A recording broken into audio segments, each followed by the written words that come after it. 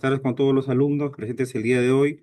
Efectivamente, hoy día tenemos programada la sesión número 5, justo asociada a parte de una temática que ha sido bastante discutida, bastante solicitada a nivel nacional por parte de nuestros amigos de la SUNAFIL, ¿no?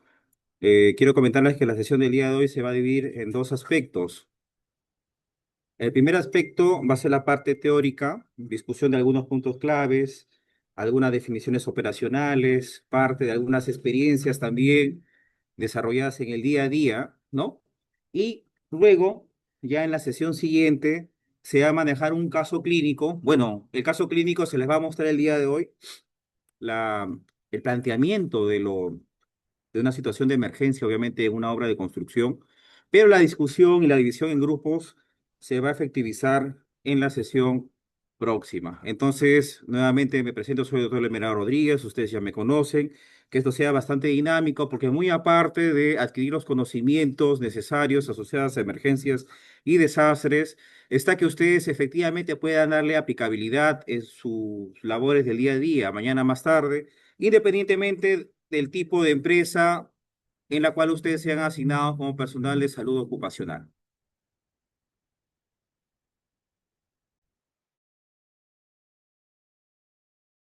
Bien, como recordarán, hay una temática como módulo 5 que es en asociación a las atenciones de emergencias y primeros auxilios laborales.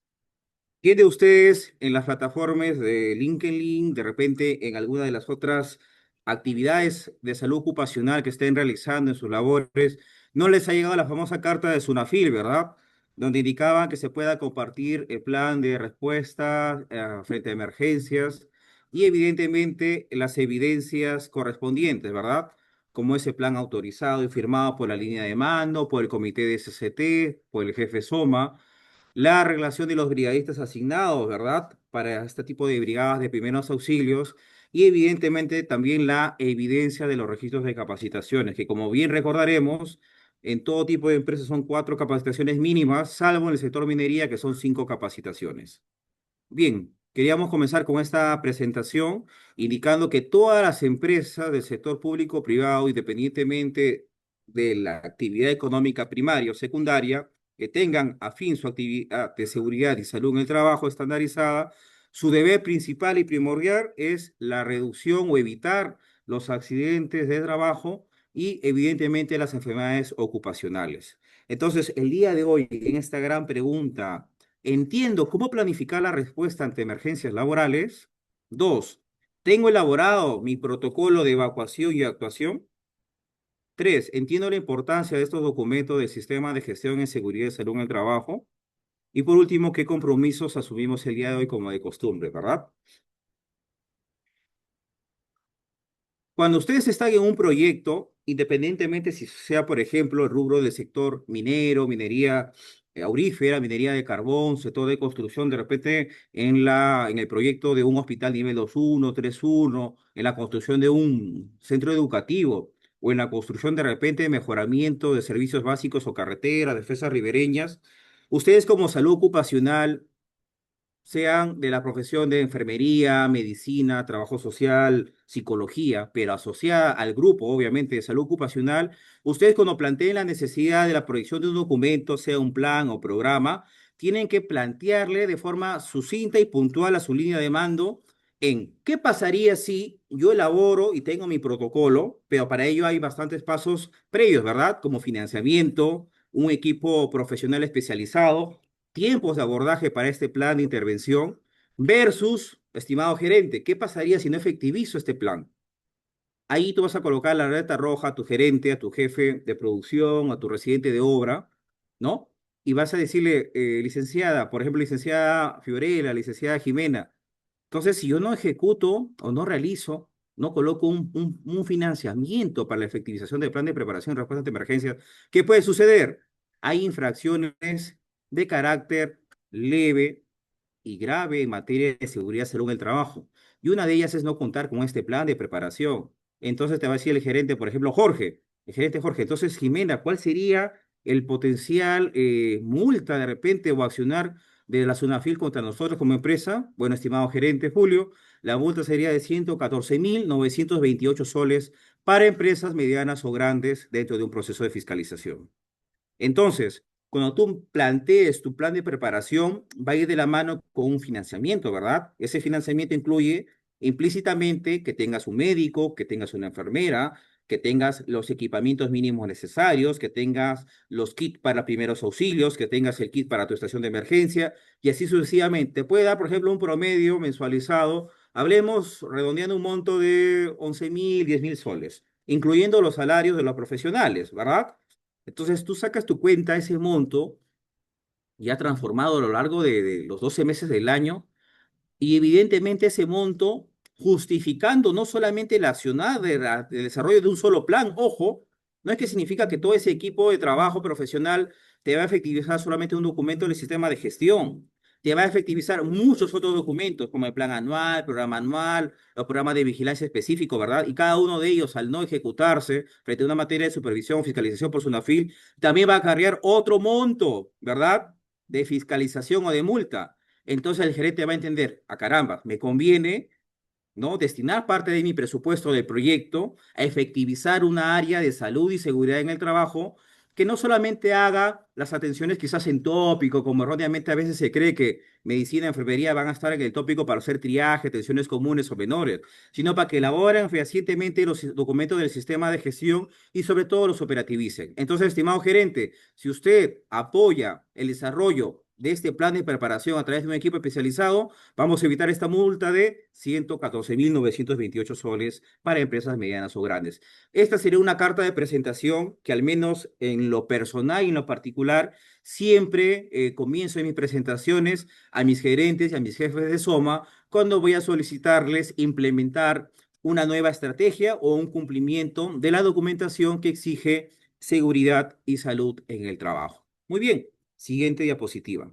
En esta imagen que ustedes ya las conocen, que hemos conversado en los módulos previos, simplemente es correlacionar que el trabajador, independientemente del equipo de protección personal que tú le asignes, sea un casco, sea un guante de seguridad, sean lentes de seguridad, ultravioleta, en malla, que tú le asignes un mandilón de repente porque trabaja en espacios en soldadura, que tú le asignes de repente botas de seguridad, punta de acero o botas de jefe porque va a ingresar al interior de un socavón minero y evidentemente la humedad constantemente está a un nivel quizás de 3 o 4 centímetros, ¿verdad?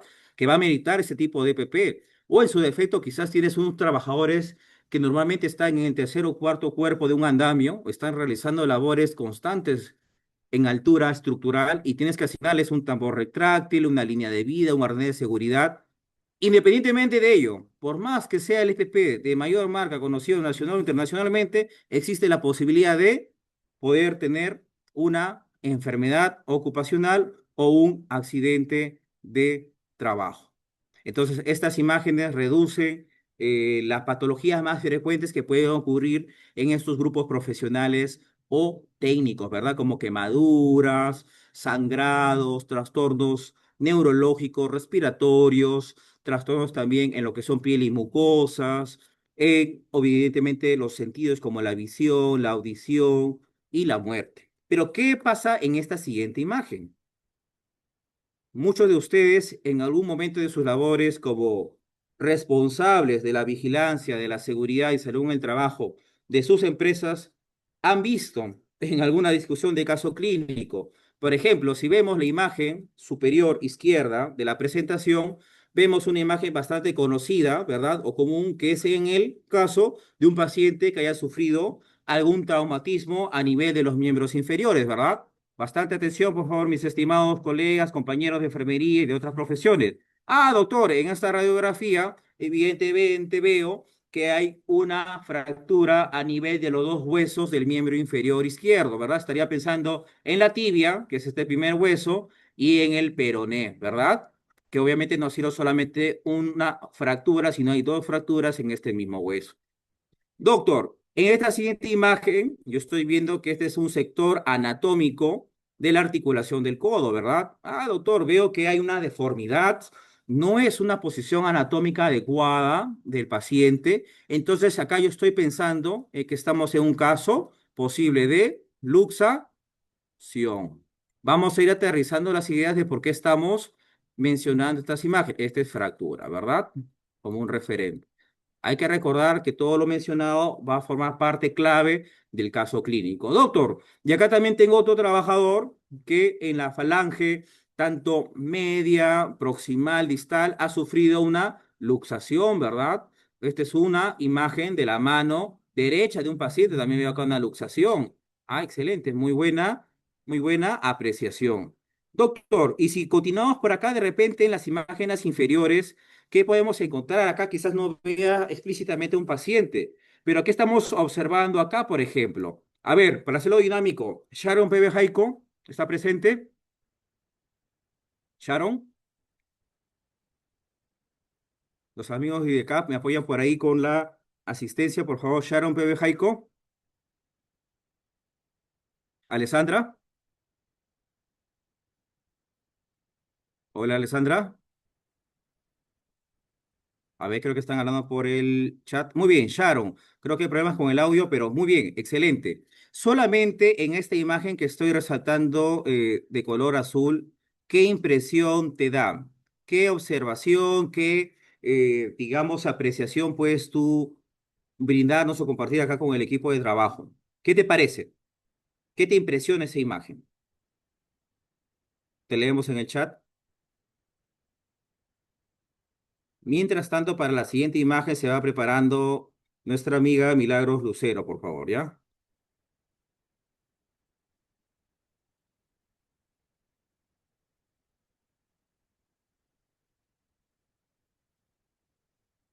Milagros Lucero. A ver, chicos, por favor, hay que hacerlo dinámico. Acá ninguna pregunta es errónea. Muy bien, dice, recuerden, a ver, Milagros Lucero, el audio. Sé que ha salido de una práctica ahorita, si más no me equivoco, creo que de ometría, espirometría. El cansancio va a ser evidente y la fatiga, pero hay que tratar de hacerlo dinámico, compañeros. Milagros Lucero. A ver, muy bien, hemos llamado a Milagros Lucero. Ah, ya, Milagros, ¿puedes acceder tu audio, por favor? Te veo, te leo en el chat. ¿O hay problemas con el audio?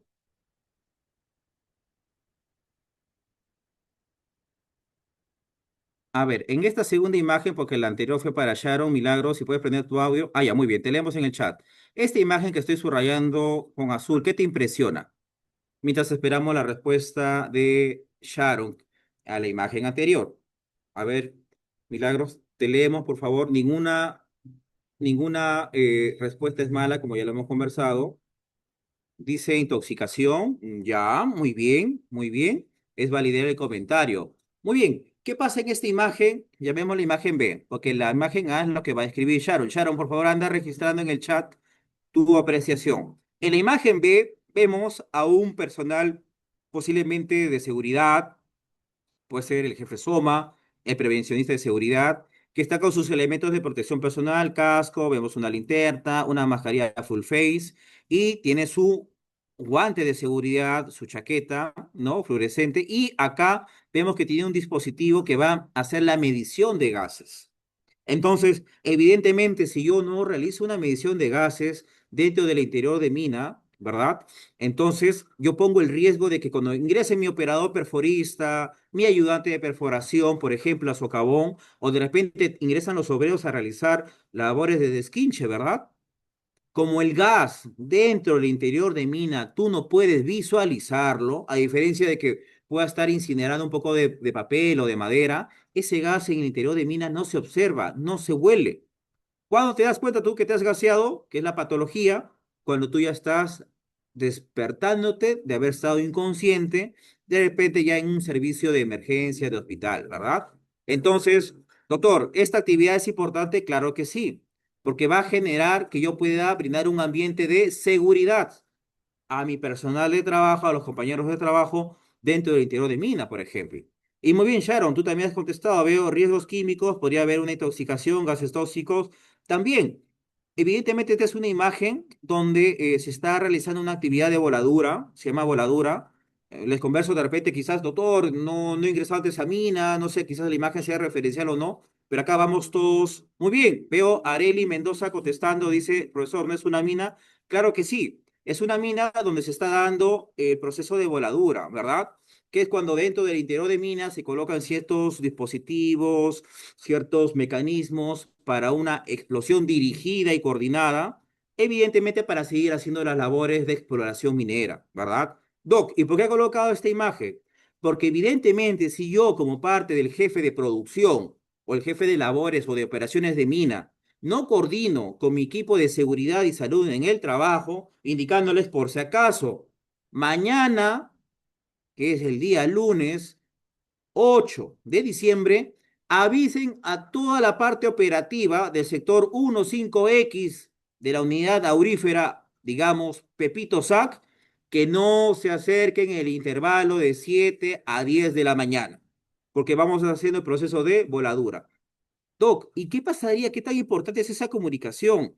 Porque como yo soy un personal operario, puedo ser un obrero, un ayudante, o un oficial quizás dentro del interior de mina, yo no voy a saber cuál es el planeamiento de ese día si es que no me han informado y cuál es mi mecanismo automatizado como trabajador. Ingresar al interior de la mina con el desconocimiento, evidentemente, de que se va a hacer la voladura y luego puede ocurrir un desenlace bastante triste, un accidente de trabajo, hasta en el peor de los casos, un accidente de trabajo. Entonces, muy bien, te voy a colocar igual los nombres, muy bien, los comentarios, para que lo consideren los amigos de IDECAP de Areli Mendoza.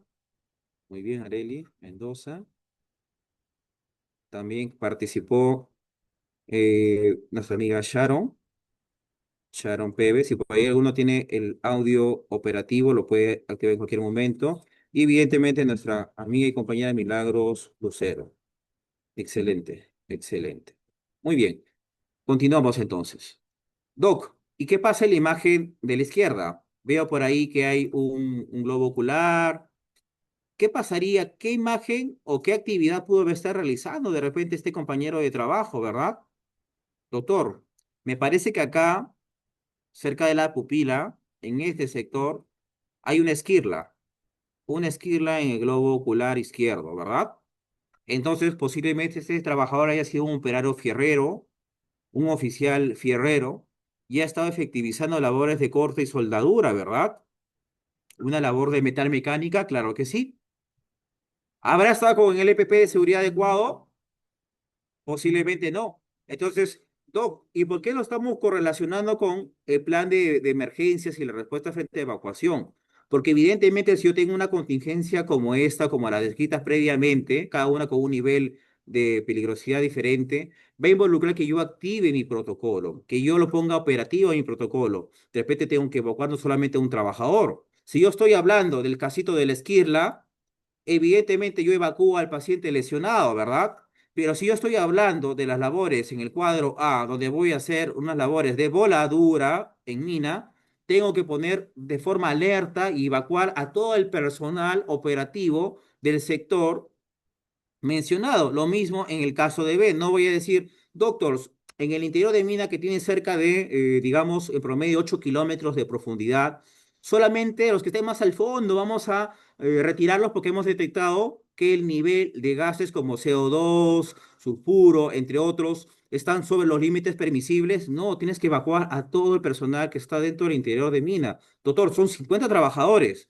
Pero iba la pregunta, ¿quién va a estar en la facultad de poder realizar esa evacuación? Evidentemente el jefe de seguridad, ¿no? Doc, y en esta imagen que vemos, acá es evidentemente una tomografía, un ataque de cabeza, y acá veo signos o indicios de que no hay la continuidad de lo blanquito, ¿verdad? Entonces estoy pensando que es una fractura de la bóveda craneana que se termina de ejemplificar en esta imagen, ¿verdad? Y asimismo, Doc, y acá quizás no veo un paciente que está accidentado, pero ¿qué puedo tomar como referencia? Porque se están dando labores de izaje, palabra clave, ojo, labores de izaje. Como acá también, por ejemplo, doctor, esta imagen de acá, miren, esta es una labor de izaje, ojo, labordizaje. Significa que este aparato de línea amarilla está haciendo levantamiento de cargas, posiblemente sean de 1 a 2 toneladas, de un punto, posiblemente que sea a nivel del suelo, hacia un punto de mayor altura o altitud. De repente estamos construyendo un hospital o un colegio que tiene 3 pisos y yo quiero posicionar estas 2 toneladas, evidentemente en el piso 2 o piso 3. Ojo, no olvidar este párrafo que se va a asociar al caso clínico, labores de izaje. Muy bien, Doc. De igual manera, acá el compañero en esta imagen que estamos subrayando en la parte inferior izquierda, lo veo un obrerito con su casco rojo, está con una barreta metálica en las manos. Generalmente esas labores se llaman labores de desatado de rocas o de desquinche. ¿Qué significa? En términos sencillos, que el obrero, el trabajador del interior de socavón, con un barreno empieza a golpear parte del interior rocoso de este socavón para ver que se terminen de caer esas piedritas, esas rocas que están ligeramente sueltas. ¿Por qué? Porque hace unas horas previas o minutos previos ha habido de repente una actividad de voladura o de perforación, ¿verdad? Entonces, cuando tú haces una labor mecánica dentro del interior, ponte de una bóveda rocosa, ¿no? Va a haber fragmentos que se van a desestabilizar, ¿verdad? Doc, y si yo no hago ese desquinche, luego empiezo a hacer lo que es una irrigación, ¿verdad? Es un mojado, ¿verdad? Con mi manguerita y todo ello, y creas un trabajador por desconocimiento y un fragmento de roca puede terminar cayendo en la cabeza o en alguna otra parte anatómica de los obreros del interior de mina. Por eso estas actividades son sí o sí necesarias, luego de voladuras, perforaciones en el interior de mina, y darle seguridad a ese ambiente de trabajo. Vuelta, doctor, seguridad. ¿Qué pasaría si no lo hago? Una contingencia en mi plan de emergencia, respuesta y evacuación. Pregunta, Heidi Guamaliano Torres. Heidi, a ver, ¿me apoyas con el audio, Heidi, por favor?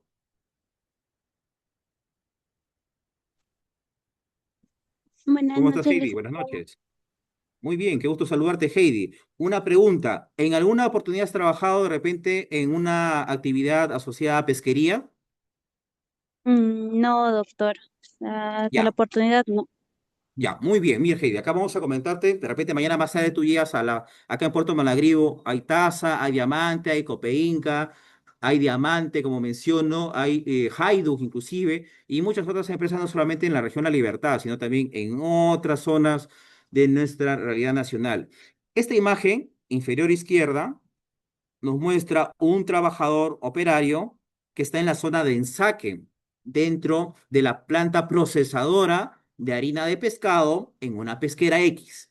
Doc, ¿y por qué lo comenta de repente? Porque estadísticamente la zona de ensaque quiere decir que es una zona, imagínate una habitación grande, donde va a haber unos tubos cilíndricos, valga la redundancia, que van a empezar a vertir en polvo todo ese procesamiento de la harina de pescado y va a haber otros trabajadores que van a estar con, evidentemente, los saquitos, las bolsas, ¿no? Todo obviamente mecanizado para que puedan llenarse estos sacos, luego se pueda dar el precinto de seguridad y evacúen. Pero ¿qué sucede en esa zona, Heidi?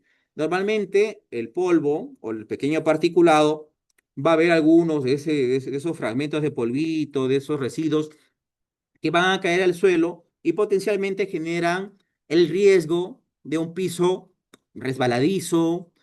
Potencialmente ese polvillo puede ingresar a los globos oculares y generar nuevamente el siniestro, generan el accidente de trabajo que nuevamente enfatizo, porque estos son casos clínicos que ustedes van a ver mañana más tarde, mis estimados amigos, si piensan dedicarse a la labor de salud ocupacional, no solamente asociada a una clínica, que evidentemente el trabajo es bastante dirigido, bastante importante, ¿no? Porque tú detectas la aptitud laboral tras la aplicación de las pruebas funcionales.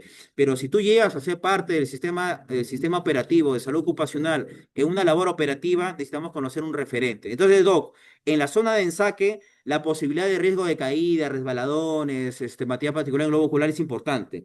Pregunta, Heidi, ¿tú ves que este trabajador, ya mostrándote ese contexto laboral, el trabajador que estoy subrayando, estará con los elementos de protección personal adecuados para esa labor dentro de la zona de ensaque? Lo que se observa más que todo es el casco, ¿no, doctor? Pero no sabría, o sea, qué tipo de zapato estaría usando, claro, para que pueda evitar alguna caída, digamos, porque hay botas, netamente, pues creo que para ese tipo de trabajo así no pueda resbalarse, así haya la humedad, digamos, ¿no? Correcto, Heidi. ¿Y qué opinas del rostro, Heidi? En la parte ocular. Le faltan los lentes, doctor, porque solamente está con la mascarilla. Excelente, Heidi, excelente. No se olviden que no solamente nosotros como salud ocupacional nos vamos a enfatizar o dedicar a un solo órgano o sistema, ojo, decir, doctor, bueno, está con su mascarilla, quizás tres pliegues, su N95, quizás, probablemente, no hay especificaciones en la imagen, entonces le puede dar un tipo de prevención parcial, pero tomando el contexto que usted ha mencionado, que existe el polvo, malestar particular en globo ocular, la inhalación, resbalarme, caerme, generarme una patología musculoesquelética. Doc, ¿y dónde están los lentes de seguridad? No los vemos por ningún lado. Entonces, nos damos cuenta que esa cadena de prevención como salud ocupacional no ha sido completa, ¿verdad? Entonces, al pacientito le faltaría sus lentes de seguridad, porque si no estaríamos prácticamente a esperar que nos llamen para decir, Heidi, doctora Heidi o licenciada de enfermería Heidi, acudir a la zona de ensaque A Z porque acaba de haber un accidente de trabajo, ¿no? Entonces, nosotros tenemos que estar de forma preventiva. Hay que recordar que nosotros como salud ocupacional no hacemos el enfoque biológico que es el recuperativo como un médico o enfermera o obstetra o psicólogo asistencial, ¿verdad? Nosotros vemos sobre todo la parte preventiva de evitar ese accidente de trabajo, como mencionaba en la primera diapositiva, o evitar esa enfermedad ocupacional, ¿verdad? Ahora, en la imagen de la derecha vemos a un pacientito que está evidentemente inconsciente. Vamos a zorrarle una vez más. Siempre las imágenes van a ser más referenciales que cualquier texto, mis estimados amigos, para poder entrar bastante en contexto. Entonces estamos con un paciente, posiblemente esté en parada cardiorrespiratoria. Doc, ¿por qué? ¿Por qué pensaría en parada? Quizás se ha desmayado porque está con un cuadro de hipoglicemia, ¿verdad? Bueno, yo contestaría, veo acá un trabajador que está con los brazos extendidos y está haciendo presión a nivel del tercio inferior del esternón, haciendo compresiones posiblemente de alta calidad, que es lo que pide la AJA con las recomendaciones 2025 que ha salido hace un mes y medio aproximadamente, ¿verdad? Que indican 5 centímetros de profundidad, ¿verdad? O un ritmo de 100 a 120 compresiones por minuto. Doc, además acá estoy viendo que está ese parche. El parche, ¿qué se utiliza ese parche? Marolín Castillo, ¿estás conmigo, Marolín? Marolín Castillo.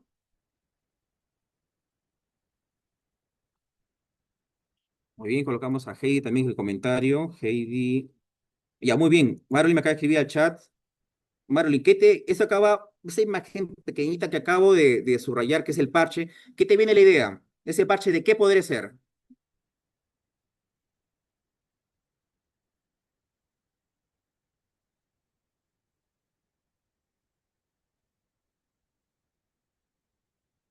A ver, te leo Marley Castillo. Esta imagen, te das cuenta, es una imagen de un parche blanquito y acá veo un dispositivo como un cableado que ya acá un aparatito biomédico. ¿Qué puedo estar pensando? ¿Qué es cómo se llama ese aparato que utilizamos para RCP? Monitorizar funciones vitales, presionar la frecuencia cardíaca. Muy bien, sí. También es el DEA, es el desfibrilador, ¿verdad? Cuando tú colocas los parches, que es a nivel costal izquierdo y supraclavicular derecho, lo que te va a mostrar es que haya una onda de pulso, ¿verdad? De un patrón desfibrilable y con eso genera la desfibrilación para la redundancia y la reanimación en el paciente, ¿verdad? Ah, muy bien, no te olvides que las imágenes, excelente, excelente participación. Vamos a colocar excelente participación. Marolin, muy bien. Entonces, una imagen tú tienes que evaluarla de forma total, de forma total.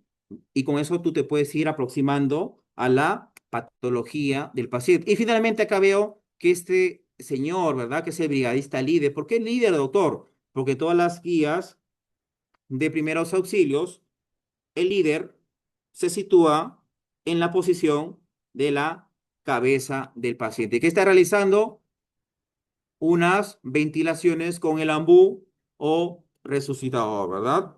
Muy bien. Doc, ¿qué vemos en esta imagen? Con esta terminamos, por favor. Mari Paredes,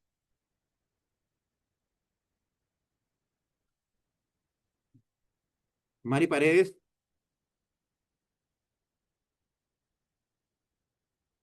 Pamela Briceño,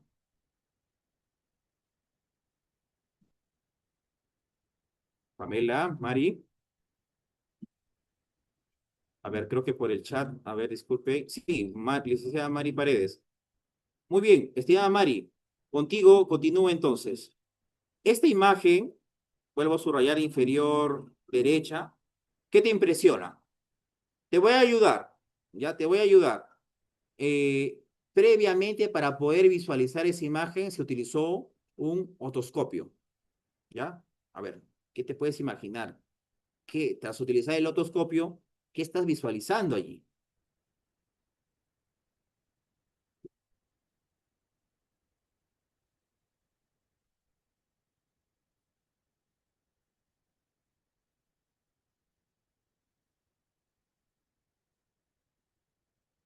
Muy bien, el otoscopio que recordar, estimada Mari, que es ese aparatito, parece, bueno, ustedes deben haber utilizado en algún momento el pandoscopio, ¿no? ¿No? Que es para... Ah, excelente, muy bien, Mari, vamos a colocar Mari Paredes, disculpa un ratito, Mari Paredes, excelente, excelente participación. Es un cuerpo extraño, muy bien, entonces, esto verdecito, aunque ustedes no lo crean, es la gomita del tapón auditivo. Es la gomita del tapón auditivo. En mi experiencia, por no decir en todas las empresas de construcción donde tienen la oportunidad de trabajar como salud ocupacional, como médico ocupacional, es usual que el obrero, el oficial, el peón, por desconocimiento, por temor de que el jefe de labores, el jefe SOMA, el jefe de residente de la obra, le llame la atención, no te indican cuando ese tapón auditivo está malgastado, desgastado, roto. ¿Y qué es lo que utilizan ellos? Lo vuelven a usar. Hasta que finalmente se desprende la liguilla o parte del fragmento de la gomita y se queda dentro del conducto auditivo externo, medio en el peor de los casos. Entonces, son imágenes que nosotros podemos encontrar si es que no estamos haciendo la vigilancia adecuada. Por eso, ¿qué debemos hacer? Entrenar de forma correcta a nuestros trabajadores de cuál es la posición adecuada, la técnica adecuada de colocar un tapón auditivo y finalmente mencionarle, si encuentras desperfectos, si encuentras que está desgastado este tapón, solicitar el recambio. Doc, y nuevamente, ¿por qué menciona estos casitos?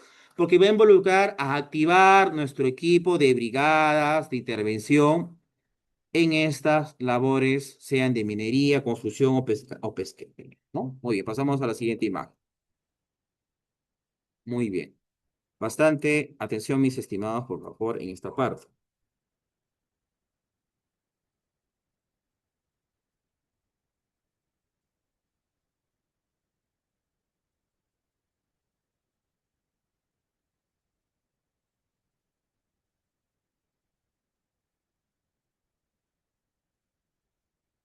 Les mencioné al inicio de la presentación que masivamente se había solicitado por parte de SUNAFIL que cada empresa, independientemente de la labor económica principal o secundaria, compartan con la casilla electrónica el plan de respuesta ante emergencias laborales, ¿verdad? Doc, entonces yo, por ejemplo, soy el médico ocupacional, soy la enfermera ocupacional de una empresa X. Quizás no ha habido la oportunidad que lo soliciten, digamos, a mi empleador, a mi, perdón, Pamela, se lo va a escuchar mi audio. Ok, ok, Pamela, muy bien. Si hay pruebas con el audio, no se olviden de mencionármelo, por favor, ¿no? Entonces, posiblemente a mi empleador no le ha llegado esa notificación por parte de Sunafil. Entonces, ¿yo qué debería tener como referentes? Muy bien, hay un documento que se llama Guía de Respuestas ante Emergencias, que es brindado por el Ministerio de Trabajo y Promoción del Empleo, que tiene una base normativa que se muestra acá en el lado derecho. Esta base normativa está implícitamente integrada en este documento que es guía de respuesta ante emergencia. Esa es tu primera referencia normativa que debes tener. Segundo, Doc, yo recuerdo que hay un documento donde mencionan que están los formatos referenciales para el registro formal y autorizado de las capacitaciones en materia de seguridad y salud en el trabajo, porque yo necesito capacitar a mis brigadistas de emergencia, necesito capacitar a mi equipo de seguridad que van a formar parte de esta respuesta a primer auxilio, ¿verdad? Entonces, esos formatos referenciales que me va a pedir la autoridad competente de fiscalización, ¿de dónde los saco? ¿Cuál es mi parámetro referencial? Acá. Mi resolución ministerial número 050-2013 TR. Ahí vamos a encontrar, mis estimados, esos documentos referenciales. Doc, y si yo necesito de repente saber qué debe contener mi kit de primeros auxilios, Doc, qué debe contener mi estación de emergencia, o de repente, Doc, mi empleador, mi residente de obra está en las dudas de saber si compran una ambulancia, una camioneta o de repente no deberíamos tener un transporte. propio para poder, o tercerizado, ¿no? Para evacuar a nuestros pacientes accidentados. ¿Dónde puedo yo leer esa información? Acá, en mi decreto supremo número 011/2019 TR. ¿Serán las únicas referencias normativas? No. ¿Por qué? Porque si yo estoy posiblemente en el sector de construcción, voy a necesitar añadir de repente mi referente de mi guía, la G050. O en todo caso, yo necesitaría de repente, Doc, estoy en el sector de energía y minas. Entonces necesito un referente un poco más especializado en el sector de minería, mi decreto supremo 024/2016 y sus modificatorios del 2017, ¿verdad? Pero, no, y si yo quiero de manera general, al menos lo referente general, va la redundancia en esta referencia normativa. Muy bien, vamos a borrar. Un momento, por favor. A ver. Borramos, borramos y borramos. Ya. Estamos en una imagen bastante importante, bastante interesante, que se va a asociar al caso clínico que vamos a discutir.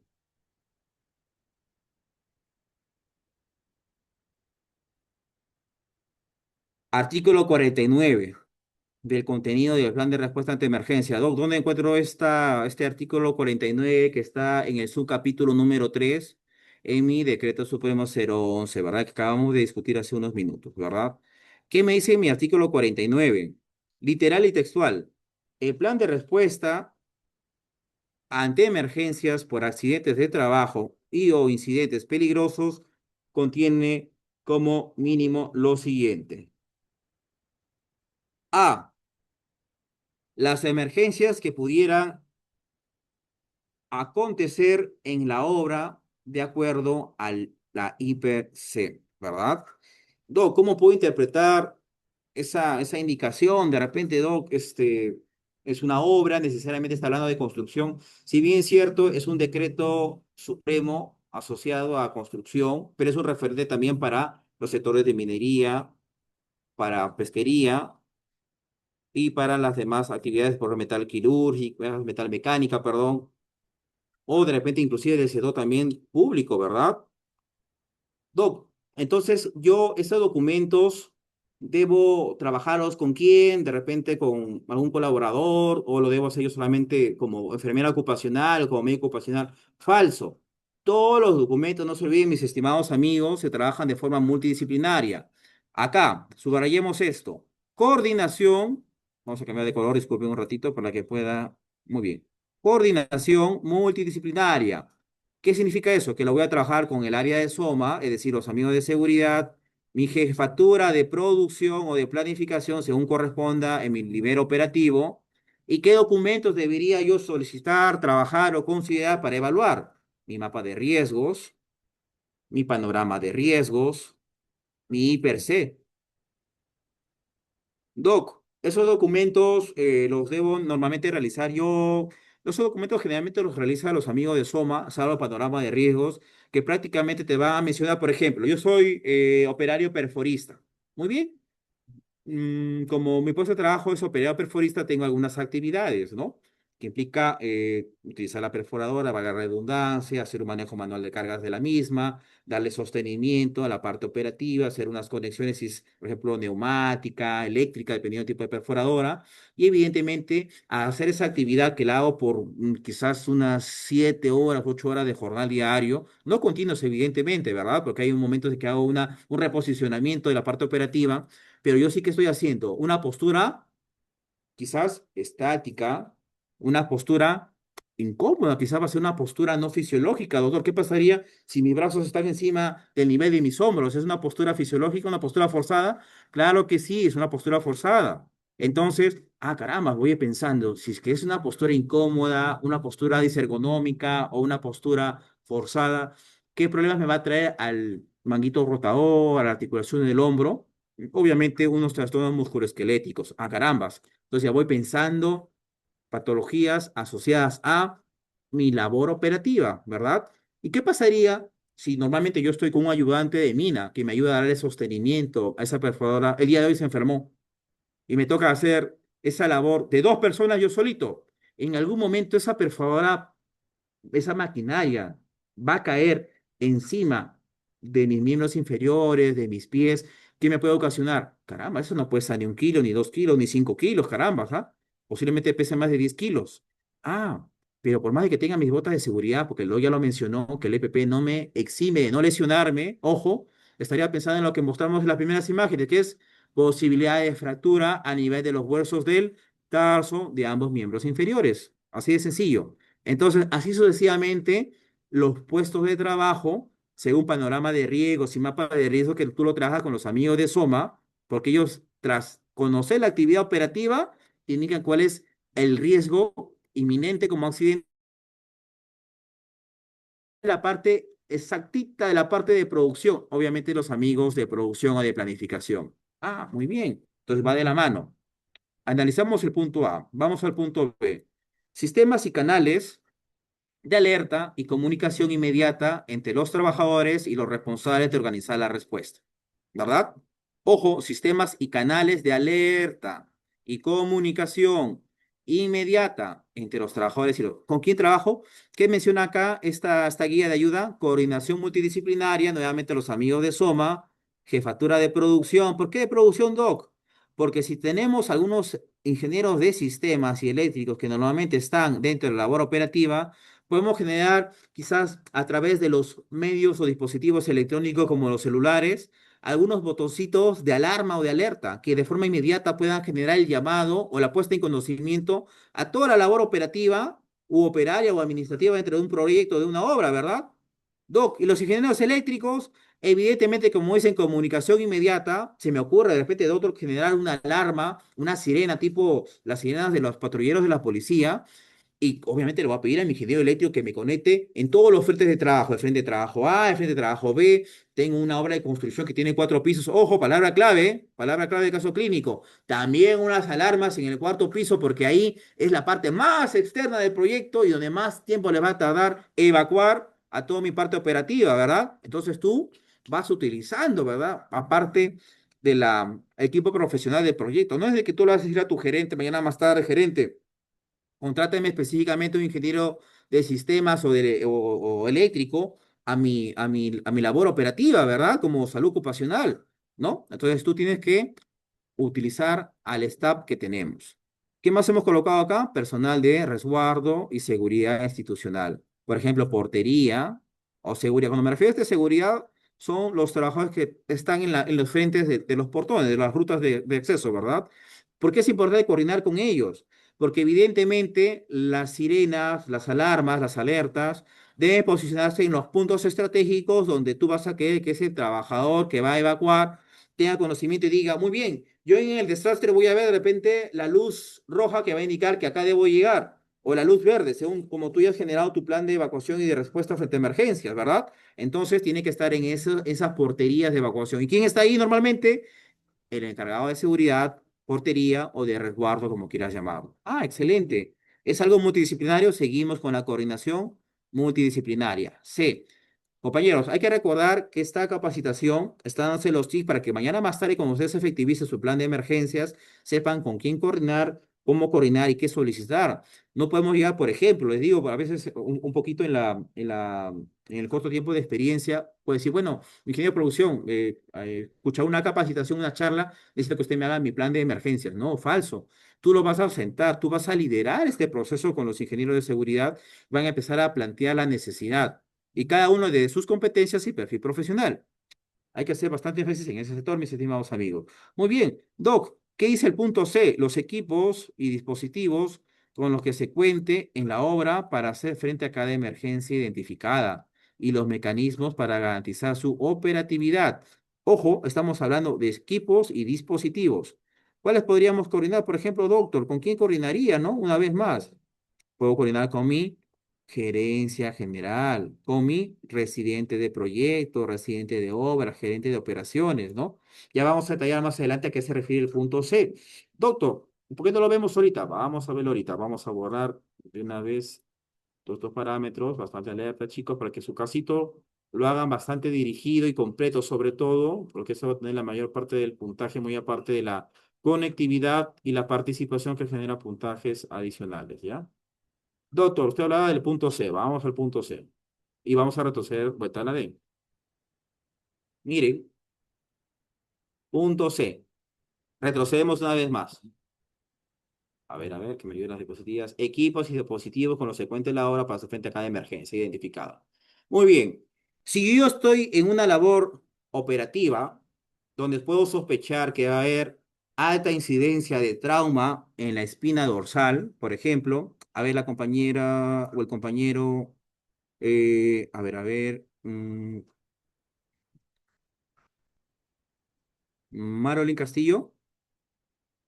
Marolyn Castillo está conectada. Chicos, ganemos esos puntos adicionales. Muy bien, creo que escribió al chat. Muy bien, Marlon Castillo, seguimos contigo. Ahora, ojo, recordemos que no hay pregunta errada. Acá quiero prepararlas para que ustedes puedan saber y dirigir. ¿Por qué yo solicito una camilla rígida? ¿Por qué puedo solicitar yo una canastilla? O por qué estoy solicitando una camilla, doctor, armable, que es la amarillita, ¿verdad? Si yo estoy sospechando, estimada Marolyn, que en una labor operativa hay alta frecuencia, ojo, alta frecuencia de lesiones vertebrales, ¿qué tipo de camilla tú elegirías? Vamos a poner una numeración. Este sería la uno, dame un segundo, uno, esta es la 2 y esta es la 3. Te voy a dar una ayudadita referencial. En la canastilla de metal, la tipo 3 se utiliza generalmente cuando yo sospecho en que puedan darse lesiones tras la evacuación laterales. Es decir, me están evacuando, pero en el momento de la evacuación, como el ambiente es muy estrecho, ojo, como interior de mina, muy estrecho, las rocas me van a estar rozando el brazo, la piel, de repente la misma pierna, así que yo necesito una canastilla tipo cucharón. O porque de repente, doctor, el interior de socavón si había hecho una perforación y el ambiente es tan reducido que, doctor, ¿cómo voy a darle seguridad al paciente cuando lo evacúo? O si utiliza una camilla rígida como la uno en el momento de la evacuación voy a lesionarle más. Ah, ojo, ya sabría cuál pensaría. La uno, doc, de repente esta canastilla, la naranjita, ojo, camilla rígida, la naranjita, yo lo puedo estar utilizando, he visto referencias cuando tengo pacientitos que pueden haber sufrido un tipo de fractura a nivel de huesos de la pierna, como el fémur, tibia, peroné, de los miembros inferiores, perdón, ¿verdad? Porque yo lo tengo bastante claro que el paciente está despierto, está consciente, hay el dolor y la limitación funcional. Pero, doctor, ¿qué pasaría si yo estoy en unas labores de izaje, por ejemplo, unas labores donde todos mis operarios están en el quinto piso o en el octavo piso? Y la posibilidad de caídas, porque estamos armando unos andamios, obviamente también de 11 cuerpos, existe la alta posibilidad de que haya un trauma de espalda que considere una fractura a nivel de las vértebras dorsales o lumbares de la espalda. Entonces, doc, si yo utilizara la número uno, yo voy a tener que hacer como las prácticas, lateralizar el cuerpo del pacientito y hacer que los brigadistas ingresen la camilla rígida naranja, ¿verdad? Entonces, doctor, al lateralizarlo, corro riesgo de dañar más esa espalda, ese cuerpito vertebral quizás, pero en cambio con la 2 no. Lo que como es desarmable, ese tipo de canastilla, de camilla, perdón, se desarma, ingresa en mi parte lateral derecha y mi parte lateral izquierda hacia el pacientito y va a preservar esa espina dorsal, esa espina lumbar. Entonces, te repito, mi estimada Marolyn Castillo, si tú tienes un grupo de pacientes que están haciendo una labor operativa, y sospechas que esta labor es de tanto riesgo que pueden caer a una altura quizás de 3 o 4 pisos, con posibilidad, ¿no? De fractura vértebro-medular, ¿cuál tipo de camilla o canastilla tú utilizarías? ¿La uno, la 2 o la 3? Porque tú estás frente a frente con el gerente general de la empresa. Tú le vas a decir, cuesta esto y esta es la propuesta. Muy bien, la 2, muy bien, Marolyn. Excelente. Vamos a colocar también comentarios. Excelente, Marolyn Castillo. Yo he querido hacerles, mis estimados amigos, médicos, licenciados en enfermería, personal de trabajador social o psicólogos que estén conectados o ingenieros de seguridad, que la idea cuando tú estés face to face con tu jefe de seguridad, jefe SOMA, o tu jefe de obra o residente, es que tú no solamente vas a decir, bueno, como yo vi en otro proyecto que mi amigo X utilizaba la número uno, voy a pedir la número uno, será la que está de moda, ¿no? O de repente la número tres, porque bueno, veo que pocas personas la utilizan a ver cómo me va. No, tú tienes que sustentarle a tu jefe operativo, a tu residente de obra, a tu jefe de seguridad, ¿Por qué estás utilizando? Porque independientemente del costo que ellos también te van a consultar. ¿Y por qué la 2? La 2 cuesta como 3 veces más que la número uno. Tienes que sustentarle cuál va a ser el equipo adecuado frente a emergencias. ¿Y dónde dice eso, Doc? Retrocedamos, ¿no? Retrocedamos. Dame un segundo, por favor. A ver. ¿Qué decía la C? Los equipos y dispositivos con los que cuente en la obra para hacer frente a cada emergencia identificada. Entonces, esta imagen, esta fotito, me da un panorama general de todo lo que yo puedo pedir. Por ejemplo, también, Doc, no solamente me basaría en el requerimiento de este equipo o dispositivo para evacuar a un paciente. Acá tengo, por ejemplo, también algún tipo de férulas, ¿verdad? Estas son las férulas neumáticas. Estas son las férulas de madera que están acolchonadas, ¿verdad? Si estoy sospechando que hay un paciente que está con una fractura de tibia y peroné en interior de mina y además está con un sangrado profuso, yo le coloqué de repente vendaje compresivo, hice de repente la presión adecuada y aparentemente el pacientito hizo ya coaguló, cicatrizó la herida, entre comillas, coaguló, ¿verdad? Se detuvo la hemorragia, mejor dicho. Carambas, pero en cualquier momento de desplazamiento del paciente esa hemorragia puede volver a activarse. Yo necesito algo visual. Si yo pongo la férula de madera, de repente, no va a tener la visualización adecuada, pero como el dispositivo de la férula neumática es transparente, como el Vinifan, llamémoslo como una referencia, me va a permitir, mientras que yo evacúe al pacientito, porque yo voy a viajar con ese pacientito, con ese caso clínico, voy a estar atento, ¿verdad? Que pueda reactivarse ese sangrado, esa emergencia. Ah, muy bien.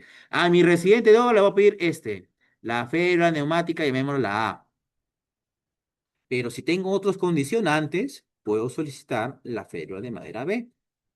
Doc, ¿qué pasaría si, por ejemplo, como dice dispositivos y equipamiento, no solamente se refiere a lo que implique evacuar o tratar al paciente en una emergencia, sino cómo yo me comunico? El plan de respuesta, no te olvides, respuesta, es como yo respondo y hago responder a mi equipo de brigadistas, sean de evacuación o primeros auxilios, frente a una emergencia. Entonces, pregunta, si yo estoy dentro del interior de mina, a Cassandra, por favor, Cassandra, ¿sí estás conectada? Cassandra, ¿me apoyas con tu audio, por favor? Cassandra. Sí, Muy bien, estimada Cassandra, pregunta rápida nada más. Si tú tienes una labor operativa, 3 kilómetros dentro del interior de mina, dentro de socavón de mina, ¿tú le pedirías a tu ingeniero de seguridad el dispositivo de comunicación X o el dispositivo de comunicación Y, que es el celular? ¿Cuál de los dos tú considerarías? el X, Muy bien, ¿por qué? porque del celular se puede ir la señal. Excelente, Cassandra. Excelente respuesta. Aquí colocarlo también en el chat, por favor. Lo voy a colocar. Cassandra, disculpa un segundo. Cassandra Geraldine, ¿no?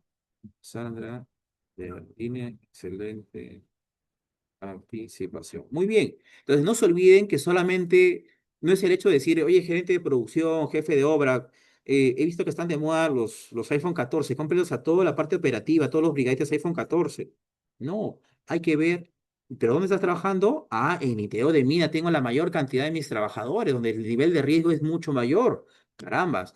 Probemos con un dispositivo tipo radio. Inclusive puede ser satelital mucho mayor, ¿verdad?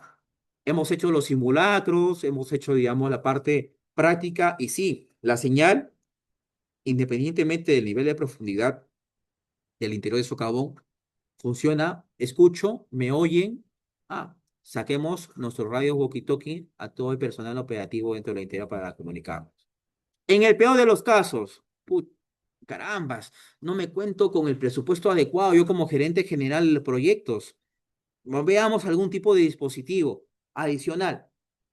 Un dispositivo quizás eléctrico y mecánico. Muy bien, considero acá el Z, que son, ¿verdad? Estos dispositivos acústicos, sonoros, ¿verdad? Que van a retumbar las alarmas como en los colegios, ¿verdad? Esa sirena fuerte. Entonces, doctor, va a haber conexiones eléctricas corriendo con mis ingenieros eléctricos, porque por más de que sean 15, 20 kilómetros de profundidad, el dispositivo eléctrico puede continuar, ¿verdad? El cableado eléctrico para poder darle a operatividad, ¿verdad? Al sonido. Y como va a ser mecánico pulsátil, voy a presionar en cada momento o en cada cierto tramo, ¿verdad? Del interior de mina para poder dar la alarma. Voy a poder implementar dos tipos de pitillo, sonido. Un pitillo tipo uno que va a implicar cuando estamos en un simulacro, para eso yo voy a sensibilizar a toda mi labor operativa. Y un pitillo número 2 que va a simbolizar cuando es una emergencia real. Carambas. Y frente al costo, quizás el celular me costaba 5.000 soles, ponerlo en práctica. El walkie-talkie me costaba 7.000 soles. Y el dispositivo acá, sonoro, con este tipo de alarmas, me cuesta quizás 1.000 soles. No significa que a mayor costo el dispositivo te va a generar mayor optimización o resultados, ¿verdad? Va a depender de la situación en la que tú te encuentres, ¿verdad? Doc, yo recuerdo como médico ocupacional, como enfermera ocupacional, que hay una ley que incorpora a ciertos pacientitos en circunstancias de discapacidad.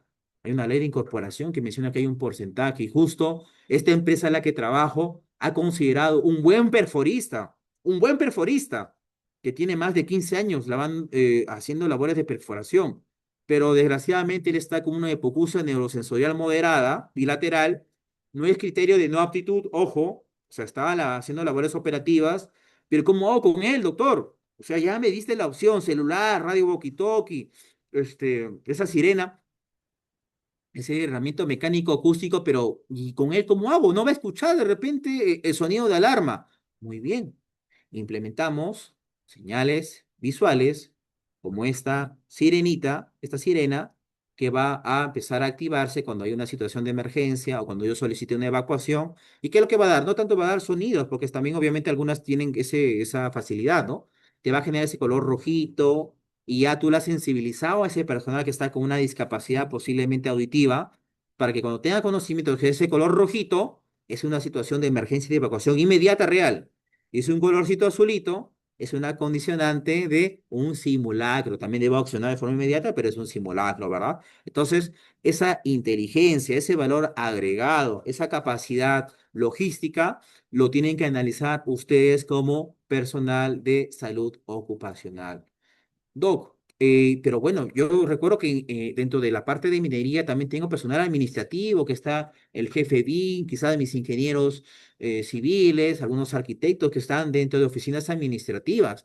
Entonces, también pienso en ellos, muy aparte de las señales sonoras o de imagen, como ellos paran siempre en la computadora, he generado con mis ingenieros de sistemas que se dé a través del responsable de sistemas de mi mina de mi obra de construcción correos masivos para que la parte operativa, perdón, la parte administrativa, o sea, los oficinistas, puedan evacuar de forma inmediata porque ellos van a estar constantemente con el correo. O sea, ellos están siempre con el correo abierto. Muy bien. Y evidentemente mi estación de emergencia, pues chicos, ¿no? Yo debo tener mi estación de emergencia equipada, mi kit lavaojos, mi kit antiderrame, ¿verdad? Mi camilla rígida, mi collarín cervical, mi inmovilizador cervical, mi extintor, entre otros, ¿no? Que la responsabilidad es compartida tanto con los amigos de seguridad como con los amigos de salud ocupacional. Muy bien, borramos uno y pasamos a la letra D. Hemos quedado que en esta parte de la presentación avanzamos y retrocedemos. Muy bien, ¿qué decía la D? ¿Cómo actuar antes, durante y después de cada emergencia identificada? Asignando responsabilidades claras en cada etapa. La D, vamos a la D. Acá tenemos la de cómo actuar con responsabilidades claras, ¿verdad? Muy bien, Doc. Yo veo que acá en primera instancia tenemos este dibujito que indica una aprobación, ¿verdad? Esta es la aprobación de un documento por la línea de mando correspondiente, ¿verdad? Ahí firman generalmente el presidente del Comité de Seguridad y Salud en el Trabajo, el gerente general, el jefe SOMA, y evidentemente quien proyectó el documento que puede ser la enfermera ocupacional o el médico ocupacional, ¿verdad? Entonces, muy bien. Entiendo que debe ser un documento validado, aprobado y obviamente compartido y sensibilizado con todo el tipo de personal, sea operario o administrativo. De manera resumida, Doc, ese documento va a ser mi plan de respuesta a emergencia, ¿verdad? Que va a tener como contenido resumido cómo yo protejo a mi personal, cómo yo aviso a mi personal y cómo lo socorro. De manera resumida, eso va a contener el documento. Doc, va a haber niveles de emergencia y responsabilidades. Entonces, yo puedo tener acá, por ejemplo, esta imagen muestra a mis brigadistas de primeros auxilios. ¿Son los únicos brigadistas que puedo tener, Doc? No. También a tus brigadistas contra incendios o a tus brigadistas de evacuación. Doc, tantos brigadistas, ¿hay alguna manera de que yo pueda, digamos, resumir y operativizar las funciones en un solo equipo de brigadistas? Claro que sí, como tus brigadistas multipeligro, ¿verdad? Y los niveles de emergencia. Por ejemplo, este es un ejemplo, por ejemplo, de defensa civil que se maneja tanto con gobiernos locales y regionales, ¿no? El gobierno local distrital conduce, el gobierno local provincial sigue conduciendo, el gobierno regional conduce o interviene con los recursos disponibles, eso se refiere a personal profesional, técnico, insumos, equipamiento, medios de comunicación, ¿verdad? Gobierno regional conduce a través de INDECI las coordinaciones declaratorias de estado de emergencia, por ejemplo, y finalmente INDECI coordina y conduce la capacidad de respuesta con el gobierno ya nacional. Todo, ¿por qué menciono este tipo de imagen o de flujo? Porque hay niveles de responsabilidades a todo nivel, como mencionaba la letra de nuestro documentito guía, ¿verdad? Del 011, ¿verdad? Como hemos conversado hace instantes. Muy bien, continuamos para operativizar los tiempos. A ver, cerramos acá. Muy bien. Volvemos entonces, ¿no? Doc, ya hablamos del C, del D, la E, el cronograma de los entrenamientos y simulacros para las emergencias, ¿verdad? Que pudieran acontecer en obra. Vamos a la E. ¿Qué dice la E? Acá. Esta imagen tal cual. Muy bien. Entonces, Doc, yo me acuerdo que usted dijo que había un documentito referencial que es la RM 050, ¿verdad? Donde está el registro de las capacitaciones, entrenamientos, simulacros o inducciones que yo pueda realizar con mis compañeros de trabajo. He encontrado en algunas auditorías, también soy auditor médico, que se realizan a equipos de salud y seguridad en el trabajo, que muchas veces hacen increíbles, ojo, increíbles capacitaciones, entrenamientos y simulacros con evidencia fotográfica bastante detallada, ojo, videos inclusive, pero desgraciadamente, ¿cuál es el error? En el momento de la documentación de evidencia, no solamente me refiero a las fotos, porque finalmente la SUNAFIL o cualquier órgano de fiscalización no te va a solicitar las fotografías. ¿De que debe estar en tu bacán? Claro que sí, pero te va a pedir el registro de esa capacitación. Entonces, donde fallamos normalmente, mis estimados amigos, es en ese formato. Acá nada es inventado, nada es creado, hay un referente normativo y un documento estandarizado. En este caso, como repito, no lo encontramos en el 050, en la RM 050, y tenemos que utilizar este modelito tal cual, sea un entrenamiento, una capacitación o un simulacro. Ahora, no es de que, por ejemplo, hablemos del nuevo 2026 que está iniciando. Digo, Doc, a mí se me ocurre en enero hacer un simulacro por fractura en miembros inferiores, en julio voy a hacer un simulacro de sismo, en octubre quiero hacer uno contra incendios de repente, y en diciembre para Navidad voy a hacer uno quizás de intoxicación. No, no es lo que se te ocurre. No sé lo que tú puedas haber visto que tu compañero, de repente Julio, Pepito o María, están haciendo en sus proyectos de construcción o de minería o de pesquería o de agroindustria, ¿verdad? Tú debes hacer los simulacros o los entrenamientos de acuerdo a las actividades operativas o administrativas que estén realizando los trabajadores de la empresa donde tú estás afiliado, ¿verdad? Es decir, si yo soy médico ocupacional de una municipalidad X, tendría sentido de que yo haga un entrenamiento en evitar enfermedades como la hipoacusia neurosensorial moderada o severa? ¿Tendría sentido una capacitación de ese tipo de temática? Claro que no, ¿verdad? Claro que no, porque ese nivel o ese peligro normalmente no se encuentra identificado en labores administrativas. Pero Doc, si yo soy de repente un operario perforista dentro del interior de mina, claro que sí. Obviamente que tú no hagas una capacitación de hipoacusia o de protección auditiva, sería un error, ¿no? Tendríamos que realizarlo, ¿no? Asimismo, también, Doc, y vete para personal administrativo de una municipalidad, de repente soy amigo ocupacional de un banco, de repente de una casa comercial, ¿no? De una cadena comercial, y de repente el trabajador siempre está ahí en la oficina, en las computadoras, o de repente está moviendo paquetes, tiene que hacer una capacitación disergonómica, de riesgos disergonómicos, ¿verdad? De posturas correctas, posturas forzadas, trastorno musculoesquelético. Ah, carambas, entonces tiene que estar asociada a la actividad operativa. Por eso recuerden que estas actividades son multidisciplinarias. Se las trabajo también con mi jefe de producción, residente de obra, proyecto.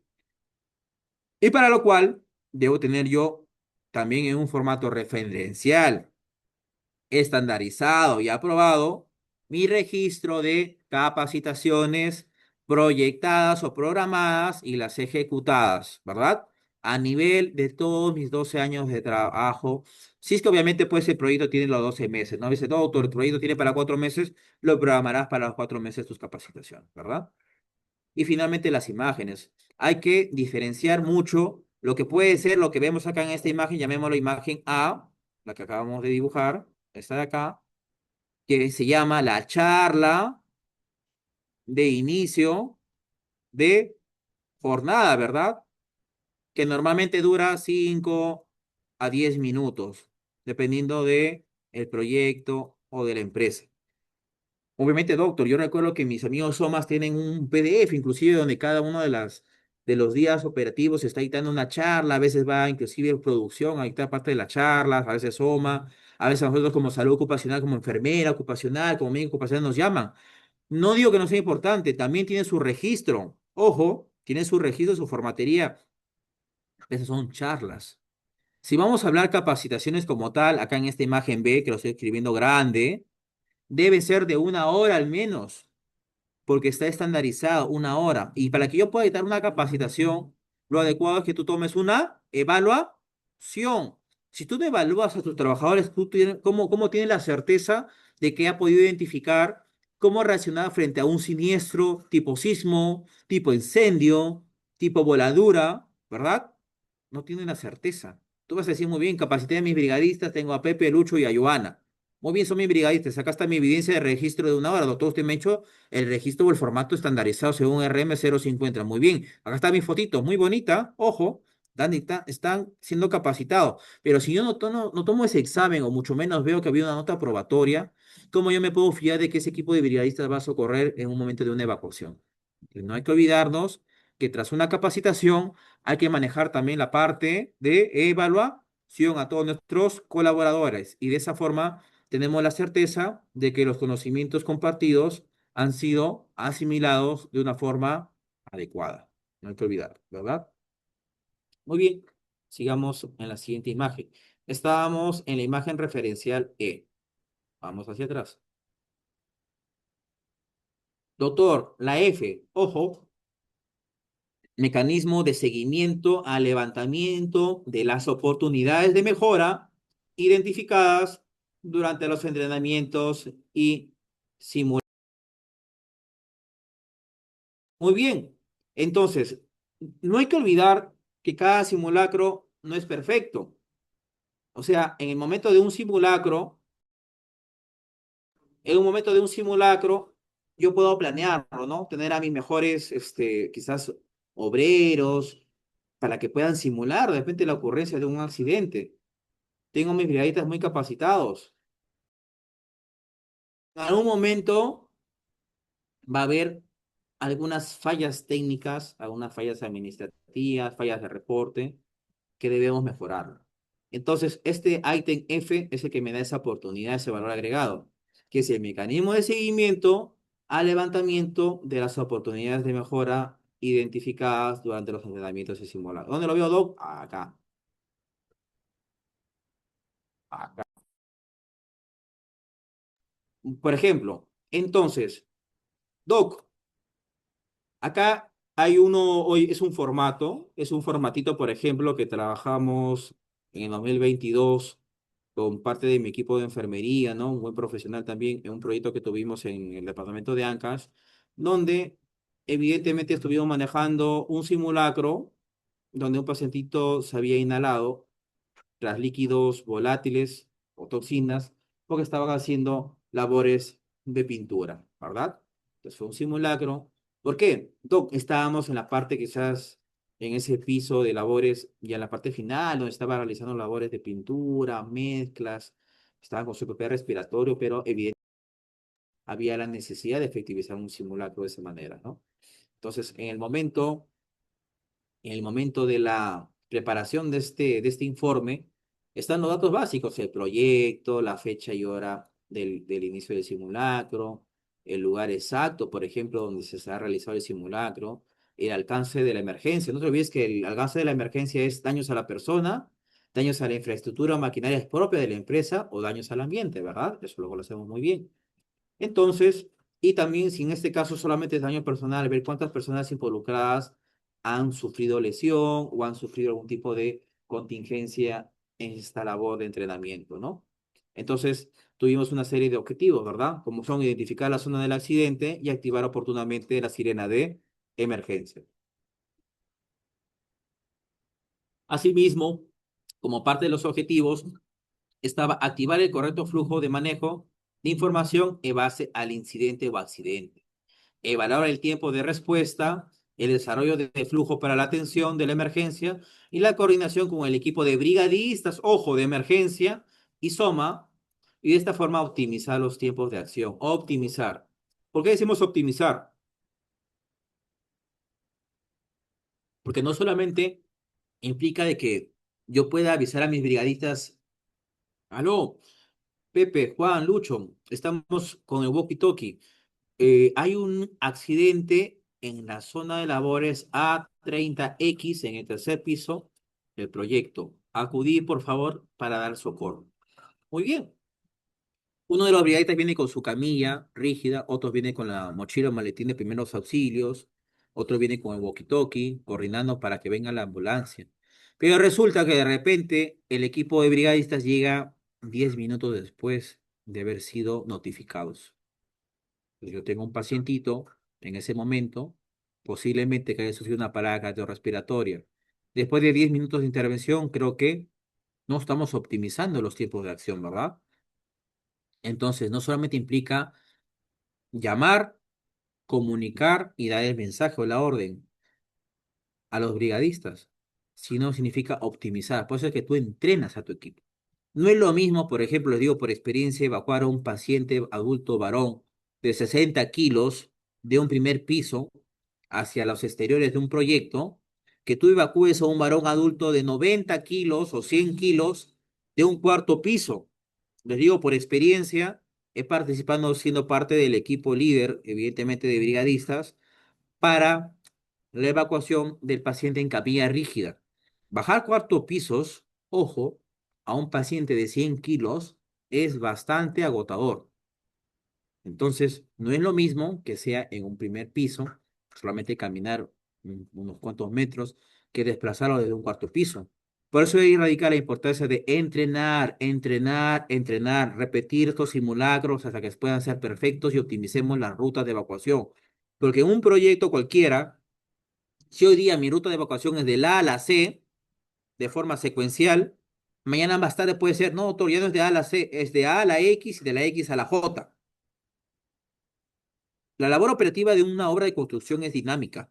Lo que hoy fue la ruta de evacuación o de acceso, mañana no lo va a ser. Mañana va a ser una ruta bloqueada. Entonces yo debo estar, caramba, doctor, usted hablaba de vuelta multidisciplinario. ¿Quién conoce cómo va dándose la base del proyecto? El ingeniero de producción o el jefe de producción o supervisor de producción o el jefe de planificación, como quieras llamarlo. Entonces, debo ir de la mano conociendo cuáles son las rutas que están disponibles para una evacuación, ¿verdad? ¿Y quién lo sabe? Él, porque él va a saber mañana qué ruta se está bloqueando y cuáles son las rutas que se aperturan o continúan abiertas. Muy bien, continuemos. Entonces, doctor, en la oportunidad de mejora, que es lo que dice la letra F, si recuerdan, acá está la letra F arribita, dice oportunidad de mejora. Leamos juntos. A ver, hay que mover esta cosita un ratito. A ver, espérense, no me deja leer bien. Ya, muy bien, dice, sensibilizar al personal en la importancia de estar preparados para una emergencia. Plan de acción, capacitación y reforzar el entrenamiento con los brigadistas. ¿Qué pasó acá? En este caso, los brigadistas ya no conocían la ruta de acceso para llegar a ese punto donde la contratista JM Master Project estaba haciendo las labores de pintura. No conocían los brigadistas esta nueva ruta de acceso. Entonces, si es que la capacitación, o perdón, el simulacro fue el 8 de noviembre, ojo, estoy subrayando acá de nuevo, 8 de noviembre, estábamos destinando al 18 de noviembre, 10 días después, este acto correctivo de la capacitación a los brigadistas. No puedo decirle, bueno, doc, como identifiqué un tiempo de demora grande en conocer la ruta de evacuación, lo capacito el otro mes o de cada 2 meses, porque bueno, ya cumplí con mi última capacitación del año. No, falso. Esos brigadistas te van a dar el socorro frente a cualquier contingencia. Y cuanto antes los puedas entrenar, mucho mejor van a ser los resultados. ¿Y cuál fue el otro? Mantenimiento de la sirena de emergencia. ¿Qué pasó, mis estimados? Por cuestiones de falta de mantenimiento preventivo, ojo, no correctivo, porque se había espaciado esos tiempos de mantenimiento, el sonido de esa alarma o sirena ya no llegaba hasta ese frente de trabajo, o si es que llegaba era muy tenue. No es solamente por eso decir, yo les cuento las experiencias porque ustedes necesitan implementarlas en su sistema de gestión operativo. Ah, no. Entonces, no solamente consta de que yo haga la solicitud del requerimiento, tomar una fotito referencial a mi jefe de producción, jefe de SOMA, les digo cómo me lo compraron, le dije, bueno, que lo instale el ingeniero eléctrico, ¿no? Y se acabó. O decir, muy bien, voy a escucharlo ahorita, a ver, préndete sirena, pum, pum, pum, pum, hacer ruido y se acabó. No, falso. Hay que recordar que todo dispositivo mecánico, biomédico, todos somos personal de salud. Sabemos que existen los planes de mantenimiento preventivo y correctivo, pero yo tengo que saber que ese mantenimiento de la sirena sea constante. De repente falta la batería, faltan las pilas, o es un sistema eléctrico que en algún momento quizás se cortó un cablecito y el sonido ya no fue operativo, como antes al inicio de su compra. Entonces yo tengo que realizar ese mantenimiento. Y nuevamente acá había un ingeniero responsable, ¿no? Y también se dio a corto plazo, a unos 10 días a posterior del entrenamiento. Entonces, reforzamos las oportunidades de mejora como ítem F, ¿verdad? Muy bien, borramos todo, un segundo, borra todos los libros. Muy bien, vamos a la letra G. ¿Qué dice la G, Doc? Y la G implícitamente viene también con la H. La G menciona, subrayamos la G y la H en estos momentos. Procedimientos para la comunicación oportuna hacia las autoridades y la comunidad. Ojo, alertando sobre los posibles riesgos que pudieran afectarlos. Procedimientos para la comunicación. Y la H que menciona las coordinaciones necesarias con las instancias competentes en materia de prevención de desastres. Muy bien, excelente. Vamos a ver la imagen. ¿Qué me dice la G y la H? Hay que recordar que este documentito que se está mostrando acá también está en la base referencial en esta RM050, ¿verdad? Así como otros formatos de trabajo. Y te va a indicar, como dice acá el título, registro, ojo, registro de accidentes de trabajo. Eso repito, no significa que mañana más tarde alguno de nosotros quiera implementar un tipo propio de registro de accidentes de trabajo. No. Doctor, pero lo registré finalmente, y es lo que piden que se registre, porque tuvo conocimiento del comité y el presidente o el gerente general, pero debe estar en la formatería adecuada, en la formatería avalada, en la formatería estandarizada. Entonces, y contiene cierta documentación como razón social de la empresa, el RUC, el domicilio fiscal, tipo de actividad económica, el número de trabajadores en el centro laboral, también indica el área donde se realizó el accidente, el puesto de trabajo, la antigüedad en el rubro, el sexo, el turno, tipo de contrato, tiempo de experiencia en puesto de trabajo, horas trabajadas. Es una serie de información que solicitan y muy aparte del relato propio de lo acontecido, ¿verdad?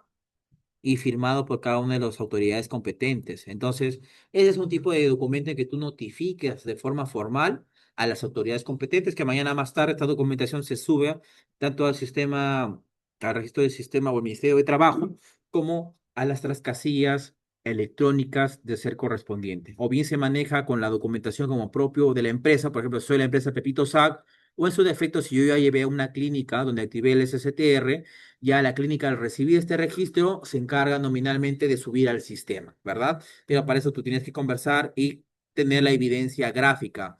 O bien lo hizo tu empleador, que realmente es quien maneja esa casilla electrónica, que puede ser trabajador social, el jefe de contabilidad, qué sé yo, a quien hayan asignado. O en su defecto lo va a activar y registrar, no el llenado de este registro, sino finalmente en una plataforma virtual el encargado de la clínica donde activaste el SCTR. Así que hay que recordar ese parámetro, ¿no? Muy bien.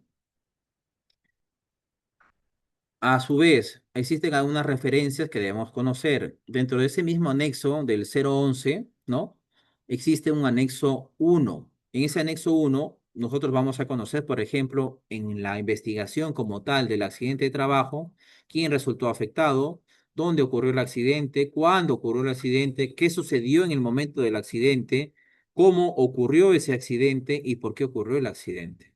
Doc, ahí también me va a dar alguna referencia, por ejemplo, lo que debe contener mi kit de primeros auxilios, claro que sí. Equipamiento básico para un botiquín de primeros auxilios. La descripción del implemento y la cantidad que tú debes tener. Doc, recuerdo que usted mencionaba acerca de un transporte. También te van a mencionar en el punto 3 de este mismo anexo sobre vehículos o ambulancia. Es un vehículo diseñado especialmente para el transporte rápido de personas cuyo estado de salud requiere una atención médica inmediata, ¿verdad? Los recursos humanos necesarios para ambulancia son el chofer profesional y un enfermero capacitado en medicina de emergencia. Me llegó la necesidad de una asesoría hace unos días donde me mencionaban, doctor, en una empresa de construcción habían comprado por decisión de gerencia de la alta línea de mando una ambulancia, pero ahora la SUNAFIL y las instancias fiscalizadoras están pidiendo los requisitos que debe tener la ambulancia o los permisos. Era necesario porque yo antes manejaba una camioneta, una 4x4 que era para evacuar y nunca me habían pedido esos permisos o licencias. Claro, es que hay que recordar, todos nosotros somos acá profesionales de salud y trabajamos en centros de salud que están debidamente categorizados por resolución ministerial o resolución, perdón, gerencial, según Gerencia Regional de Salud o Dirección Regional de Salud, y lo mismo sucede en las ambulancias. Si yo tengo una ambulancia, necesito saber si es una ambulancia tipo 1, si es una ambulancia tipo 2 o si es una ambulancia tipo 3, por ejemplo, ¿verdad? Y muy aparte de saber el tipo de ambulancia, porque va a indicar cuál es el personal que debe viajar. En algunos casos puede viajar personal de la salud, en otros casos tiene que viajar profesionales de la salud, en otros condicionantes especialistas profesionales de la salud, y hay también diversos equipos o dispositivos médicos que van a tener que estar dentro de cada tipo de ambulancia. Entonces, esas ambulancias, si tú las vas a adquirir con tu empleador, también necesitan estar categorizadas con una resolución gerencial o con una resolución directorial según gerencia o dirección de salud, ¿no? Entonces, les comento una experiencia para que ustedes puedan también tener a consideración. ¿Es necesario, doctor, obligatorio tener ambulancia? Falso. Pero si la vas a tener, tienes que cumplir con todos los requisitos, ¿verdad? Sigamos. Muy bien. Entonces, de manera resumida, lo que hemos visto, ¿qué consideraciones debe tener nuestro plan de seguridad? No, nuestro plan de respuesta frente a emergencias, nuestros objetivos. ¿Qué es lo que quiero lograr? ¿Dónde se da el alcance? ¿Solamente a los trabajadores directos de la empresa o también a mis contratistas y subcontratistas? Claro que sí. Identificación y evaluación de riesgo, ya hemos comentado, ¿verdad? ¿Cómo yo veo esa identificación y evaluación de riesgo? Tras, primero, todos son unos procesos y pasos, ¿no? Mi panorama de riesgos, mi tablero de control de riesgos y peligros, trabajo con producción, con SOMA. ¿Cómo voy a hablar de riesgo? Voy a tener mis brigadas de primeros auxilios, ¿verdad? Mis brigadas de evacuación contra incendios, cómo se va a dar esta identificación del diagnóstico. Va a haber un profesional de la salud que comprenda o esté incluido en ese equipo de brigadistas de primeros auxilios. Claro que sí. Y medios de prevención y protección, ¿cómo lo voy a hacer? Porque el doctor ya me ha dicho que nosotros no manejamos enfoque biológico. Es decir, participamos sí, pero no es nuestra prioridad el enfoque biológico. Nosotros somos enfoque preventivo, preventivo. Entonces, muy bien, ya me habló del doctor objetivo, alcance, identificación, medios de prevención, organización, funciones y conformación de brigada. Hay funciones a todo nivel, funciones de la gerencia general, por ejemplo, ¿no? Funciones del jefe, SOMA, funciones del supervisor de seguridad, funciones del jefe de salud ocupacional, funciones, por ejemplo, también de mis brigadistas, ¿verdad? Y las funciones de mis obreros o trabajadores, como quiera llamarlos, ¿verdad? Y mi documento aprobado, procedimiento de respuesta. Mis anexos, voy a considerar mis números telefónicos de emergencia, mis anexos de programa de inspecciones, mis programas de capacitaciones que hemos conversado, mis programas de simulacro, los planos y los planos tanto de evacuación como de señalización.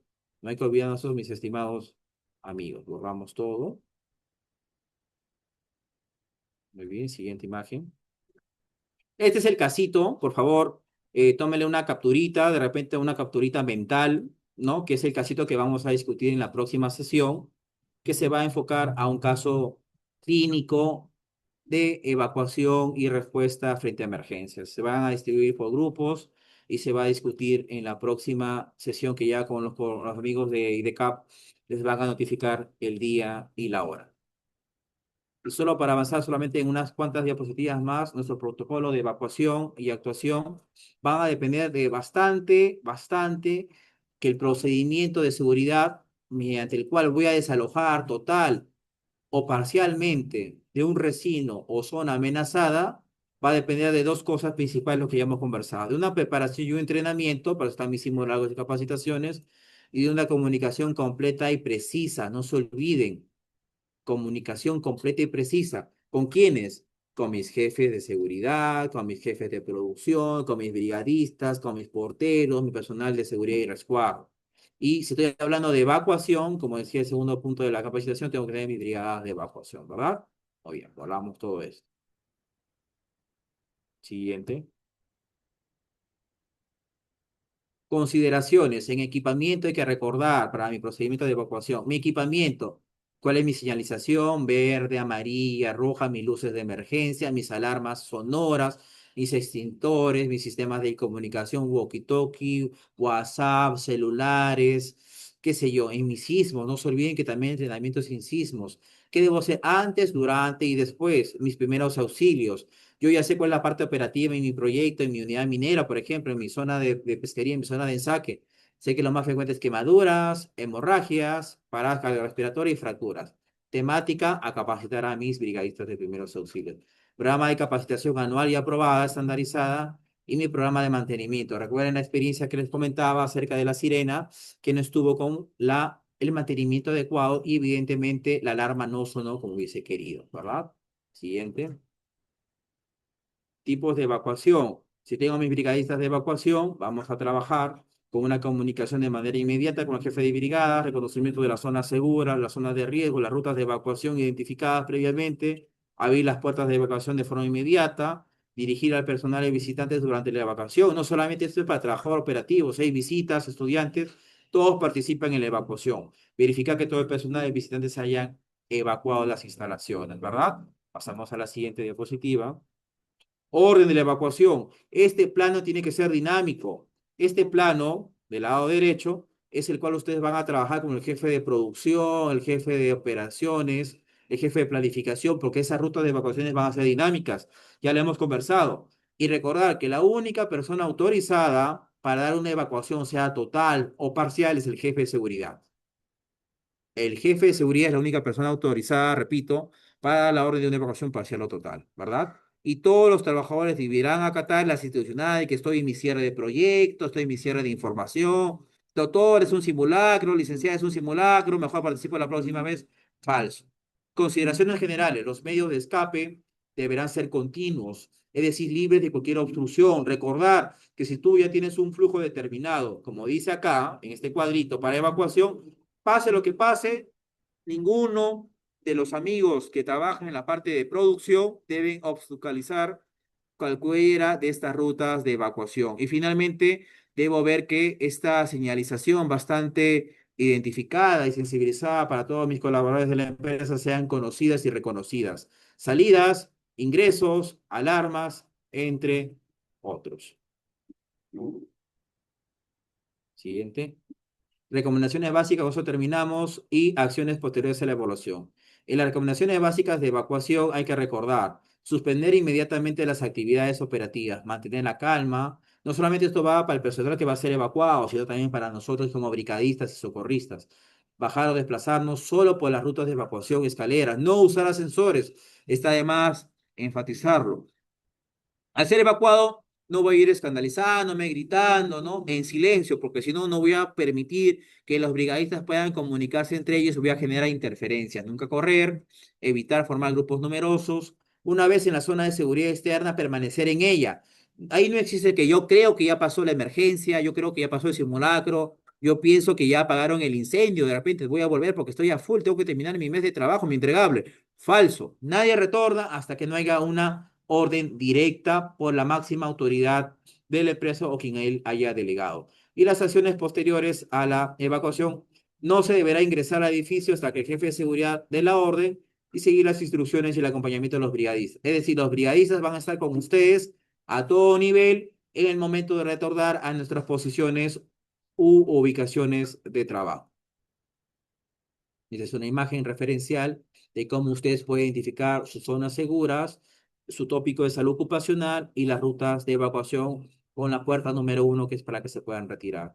¿Cuál es la consecuencia de una buena aplicabilidad? reducción de la accidentabilidad, incrementa confianza en los clientes, aumenta la moral de los trabajadores. Si yo evito o reduzco la posibilidad de la incidencia de accidentes de trabajo, incremento la productividad porque hay más horas hombres producidos, reduzco los costos de ausentismo laboral y reduzco las primas de los seguros y multas. Es decir, si yo en este año tengo 2 accidentes de trabajo y el siguiente año tengo 10 declarados con SST reactivado, la prima de mi seguro, lo cual ya hemos conversado previamente, va a ir aumentando. Es decir, genera mayores salidas y gastos a la empresa. No hay que olvidar hacer nuestra línea de base del sistema de gestión, que tener implementado todo nuestro sistema de gestión a través de profesionales capacitados y entrenados con el perfil requerido, identificación del panorama de riesgos. Esto es clave, chicos.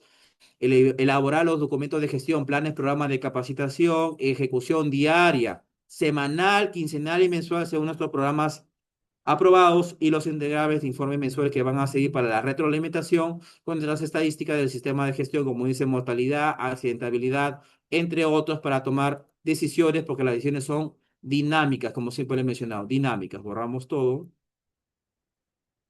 Ya no los hago automáticos, sé que han terminado recién su capacitación. Este es un proyecto, o perdón, mejor dicho, un proyectado de cómo se mostraría un procedimiento de respuesta a emergencias con algunos ítems que debería considerar en el documento, ¿no? Y finalmente tú como médico, como enfermera ocupacional, como ingeniero de seguridad, debes conocer todos los ambientes de tu labor operativa.